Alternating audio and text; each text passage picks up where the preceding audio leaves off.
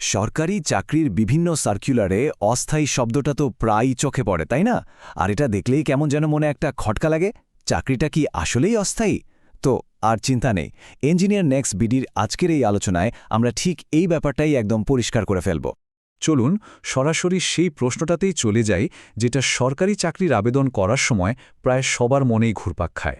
এই যে কথাটা অস্থায়ী ভিত্তিতে নিয়োগ, এটা শুনলেই কিন্তু আমাদের মনে হয় চাকরিটা হয়তো কয়েক মাস বা বছর পরেই চলে যাবে।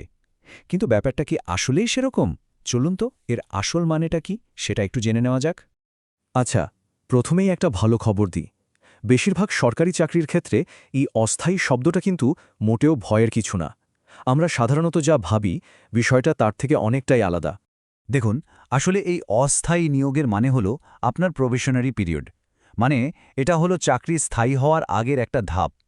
এটাকে বলা যেতে পারে একটা স্বাভাবিক প্রক্রিয়া, এর বেশি কিছু কিন্তু নয়। তো প্রক্রিয়াটা আসলে কি? খুবই সহজ।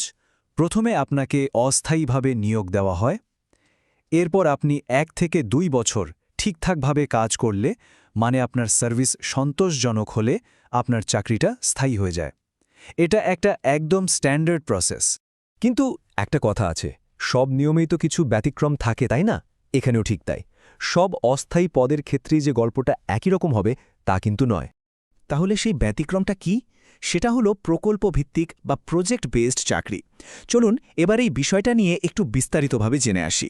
যখন দেখবেন কোনো চাকরির সার্কুলারে বলা আছে যে পদটা একটা নির্দিষ্ট প্রকল্পের অধীনে, তখন অস্থায়ী কথাটার মানে কিন্তু পাল্টে যায়। এর মানে হলো যতক্ষণ ওই প্রজেক্টটা চলবে ঠিক ততক্ষণই আপনার চাকরিটা থাকবে। তার মানে এখানে কয়েকটা জিনিস হতে পারে। যেমন প্রজেক্ট শেষ হয়ে গেলে সাধারণত পদটাও বিলুপ্ত হয়ে যায়। আবার যদি কোনো কারণে প্রজেক্টের মেয়াদ বেড়ে যায়, তাহলে আপনার চাকরির মেয়াদও বাড়তে পারে। আর হ্যাঁ, কিছু কিছু ক্ষেত্রে এমন পদ থেকেও কিন্তু চাকরি স্থায়ী হওয়ার সুযোগ তৈরি হয়। ঠিক আছে, তাহলে তো আমরা দুটো আলাদা পরিস্থিতি দেখলাম। চলুন বিষয়টা আরও পরিষ্কার করে বোঝার জন্য এই দুটোকে পাশাপাশি রেখে একটু তুলনা করে দেখি। তাহলেই পুরো ব্যাপারটা জলের মতো পরিষ্কার হয়ে যাবে। তাহলে দেখুন মূল পার্থক্যটা কোথায়।